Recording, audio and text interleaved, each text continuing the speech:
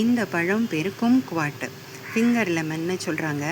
இது ஒரு சிட்ரஸ் வகையை சார்ந்த பழம். இதுக்கு பெருசாக சீசன்லாம் ஒன்றும் இல்லை. இது எப்போவுமே இந்த செடியில் வந்து பிஞ்சுகள் பூக்கள்லாம் இருக்கும்.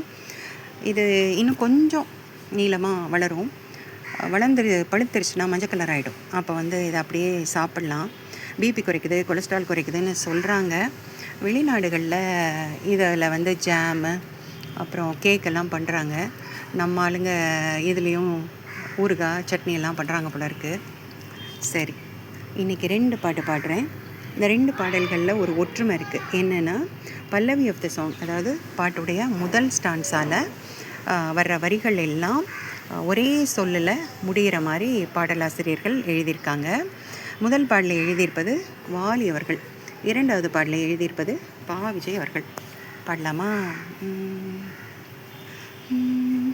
கண்ணில் கடை கண்ணில் நீயும் பார்த்தால் போதுமே, கால்கள் எந்தன் கால்கள் காதல் கோலம் போடுமே, நாணம் கொண்டு மேகம் ஒன்றில் மறையும் நிலவென, கூந்தல் கொண்ட முகத்தை நீயும் மூடும் அழகென்ன. பாடல் தெரிந்ததா?